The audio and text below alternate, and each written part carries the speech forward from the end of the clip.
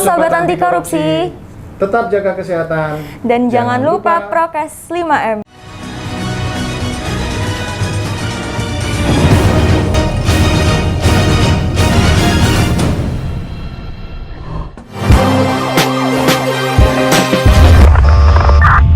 Selamat datang di podcast Direktorat Tindak Pidana Korupsi Bareskrim Polri. Pada episode perdana podcast kami, tema yang akan kami bahas yaitu korupsi bukan rezeki. Saat ini saya sedang bersama Bapak Kasubakops di Tipikor Bareskrim Polri. Izin untuk memperkenalkan diri, Bapak. Makasih. Assalamualaikum warahmatullahi wabarakatuh. Selamat siang, salam sejahtera untuk sahabat anti korupsi di mana saja berada, agar tetap jaga kesehatan dengan menjalankan prokes 5M. Pakai masker, mencuci tangan, menjaga jarak, menjauhi kerumunan, membatasi mobilisasi dan interaksi. Jangan lupa agar tetap sehat. Jangan lupa untuk tetap sehat ya Sobat Anti Korupsi. Nah Pak, gimana kalau misalnya kita mulai nih tanya jawabnya, diskusi singkat kita. Pertama, kita pengen tahu ya, apa sih itu korupsi menurut pandangan Bapak? Korupsi secara aturan, ya sesuai pasal Undang-Undang Nomor 371 yang diubah menjadi pasal Undang-Undang Nomor 20 2001, bahwasannya korupsi itu melawan hukum. Ya, yang kedua, menyalahgunakan kewenangan. Yang kesemuanya ini kalau dilakukan akan mengakibatkan kerugian negara, dan menimbulkan menguntungkan dirinya sendiri dan menguntungkan orang lain. Itu sebetulnya konstruksi pasal daripada suatu korupsi. Gitu.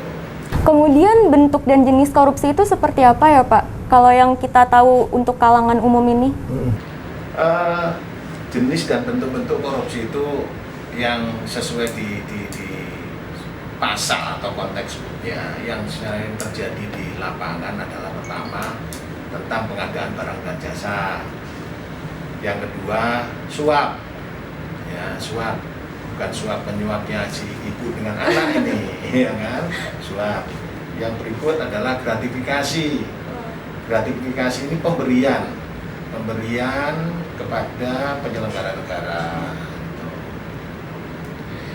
Kemudian maksud dari pemberian kepada penyelenggara negara itu seperti apa ya Pak? Pemberian dalam bentuk apa? Iya. Di dalam Undang-Undang 20 2001, batasan daripada pemberian itu sampai 1 juta. Ya, maksimal 1 juta. Lebih dari 1 juta harus dilaporkan kepada aparat penegak hukum. Ada KPK, ada Kepolisian Negara Republik Indonesia, ada Kejaksaan, yang dalam hal ini yang sama-sama mempunyai kewenangan untuk melakukan penanganan tindak pidana korupsi.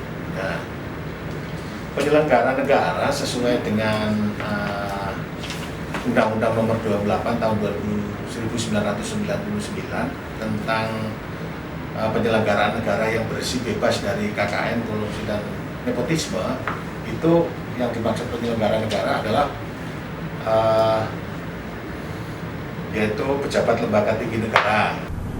Pejabat lembaga tinggi negara meliputi menteri, menteri, gubernur, ya kan, hakim, pejabat negara lain. Nah, pejabat negara lain sesuai dengan ketentuan peraturan perundang-undangan yang berlaku. Atau pejabat lain yang memiliki fungsi strategis. Yang dimaksud pejabat lain adalah dalam penjelasan yaitu direksi, ya, terus komisaris pada pejabat struktural BUMN, pimpinan bank, pimpinan perguruan tinggi, pejabat eselon 1 pada fungsi sipil maupun militer, jaksa, penyidik, serta panitera pengadilan dan hakim, termasuk pimpinan proyek atau bendara proyek. Kalau dulu itu pimpinan proyek dan bendara proyek, atau kalau sekarang sini di penggantinya adalah pejabat pembuat komitmen.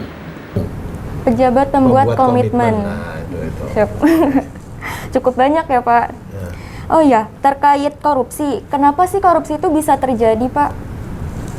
Dan apa motif para koruptor itu bisa untuk melakukan korupsi? Nah, Sebetulnya dasarnya itu daripada terjadinya suatu korupsi itu karena iman ya, iman atau mental yang buruk, mental yang jelek. Terus motifnya pada umumnya korupsi itu ya rakus ya, tamak, yang jelas-jelas sudah punya jabatan, punya gaji rutin yang bisa diterima setiap bulan, tapi tetap melakukan korupsi, ya itu sifat tamak. Itu berarti parah banget ya Pak, rakus itu. Oh ya Pak, selanjutnya nih, kira-kira momentum apa yang dapat menjadi celah seorang koruptor untuk melakukan aksi korupsinya Pak? Apakah ada ke waktu-waktu tertentu gitu? Kembali lagi kepada mental, ya kan? Kembali lagi kepada mental manusia, mental pejabat.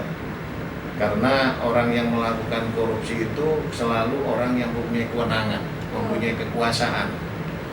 Dengan kekuasaan itu mereka menyalahgunakan kewenangannya sehingga mengakibatkan merugikan keuangan negara. Artinya celah atau momentum untuk melakukan korupsi itu ada pada setiap manusia yang memiliki jabatan dan kewenangan. Jikalah jabatan dan kewenangan itu mau disalahgunakan, faktornya adalah mentalnya yang jelek. Aduh, mentalnya tidak berintegritas. Nah, itu intinya di situ. Kalau berintegritas, mempunyai mental yang baik, iman yang baik terhadap agamanya yang dianut, saya yakin tidak akan terjadi koruptor. Tidak akan terjadi korupsi maksudnya. Gitu. Yang penting mentalnya harus baik ya Pak. Betul. Siap. Dari beberapa kasus yang pernah Bapak tangani nih, apakah ada kasus yang paling menarik perhatian Bapak yang sulit untuk dilupakan? Bercerita tentang pengalaman penanganan perkara. Ini mohon maaf yang agak boleh dibilang fenomenal ya, fenomenal. Kenapa fenomenal? Satu, peristiwanya di suatu departemen agama, yang mana pada saat itu yang terlibat langsung orang nomor satu pada departemen agama, dan mengurusin yang korupsinya hanya tentang pelaksanaan haji. Nah, ini kan tempatnya aja di tempat departemen agama, yang melakukan orang nomor satu pada departemen itu sendiri. Terus yang dikorupsi adalah di tempat pelaksanaan orang yang sedang melaksanakan kewajiban umat Islam di dalam pada saat pelaksanaan ibadah haji, tentang pemondokan. Itu yang paling fenomenal ya Pak. Yang paling boleh dibilang fenomenal bagi saya. Ya kan, karena harus bolak-balik Indonesia ke luar negeri. Karena seperti itu untuk mengetahui peristiwa itu ada atau tidak. Lalu untuk di Tipikor sendiri nih Pak, bagaimana sih sistem pengaduan masyarakat terkait korupsi di Tipikor ini? Ya. Saat ini sedang dibangun sistem aplikasi pengaduan. Kalau sebelumnya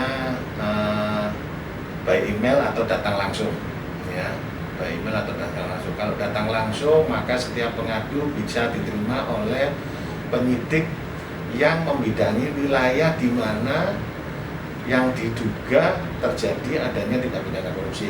Nah, katakan kalau Sumatera, yang datang dari Sumatera, maka diterima oleh Subdit Pemantau Wilayah Sumatera atau penyidik yang membidangi wilayah Sumatera. Nah, seperti itu.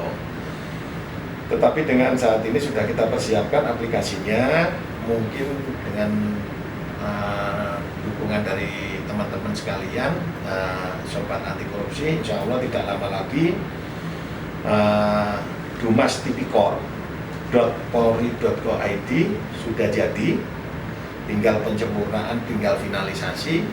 Nah, nanti rekan-rekan sobat anti korupsi bisa melaporkan pengaduan masyarakat itu lewat aplikasi yang tersedia. Jangan khawatir, sobat anti korupsi, tidak usah takut melaporkannya, karena apa?